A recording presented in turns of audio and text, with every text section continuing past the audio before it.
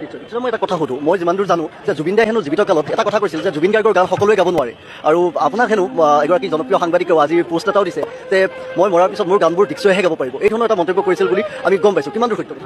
সত্য কথাটো মই নিজে কোৱা নাছিলোঁ, কাৰণ মানুহে ক'লে আকৌ বেলেগ ধৰণে লৈ গালিও পাৰে মানুহে, চ' সেইকাৰণে মই নিজৰ মুখেৰে কেতিয়াও কোৱা নাছিলোঁ এষাৰ কথা। দাদা সেইটো মৰম আছিল মোৰ প্ৰতি। আমাৰ জ্যোতিচিত্ৰবনত কিবা এটা অনুষ্ঠান হৈ থকাৰ পিছত আমি আফটাৰ শ্ব' বহিছিলোঁ তাতে।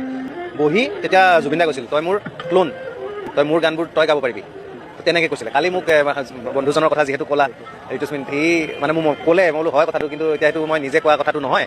তো দাদাই মৰম কৰি মোক কৈছিলে, মই চেষ্টা কৰিম দাদাৰ সমানটো আমি কোনো হ'ব নোৱাৰোঁ, গতিকে দাদাৰ গীতবোৰ ভালকৈ গাবলৈ, ভালকৈ চৰ্চা কৰিবলৈ চেষ্টা কৰিব লাগে আমি সকলোৱে। মই বুলি নহয়, আমাৰ যিখিনি আৰ্টিষ্ট আছে, কাৰণ দাদাই গানৰ যিটো মানদণ্ড গঢ়ি থৈ গৈছে, সেই মানদণ্ডটো সঁচাকৈ বহুত উচ্চ মানদণ্ডৰ।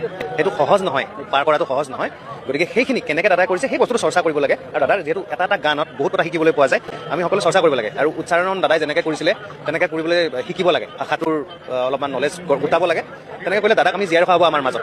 ত' দাদাই মোক এই কথাটো কৈছিল মৰমেৰে, মই এই কথাটো মোৰ মনত আছে, সদায় থাকিব। দাদাৰ সেইটো মোৰ প্ৰতি আশীৰ্বাদ, সদায় দাদাৰ আশীৰ্বাদ আছে বুলি মই ধৰি লৈছোঁ মোৰ লগত, আৰু মই সদায় চেষ্টা কৰি যাম দাদাৰ গীতবোৰ ভালকৈ গাই যাবলৈ। আৰু প্ৰতিটো অনুষ্ঠানতে, মোৰ যিয়ে অনুষ্ঠান নহওক, তাতে মই দাদাৰ গান মই গামেই, সেইটো মই সকলোকে কথা দিছোঁ।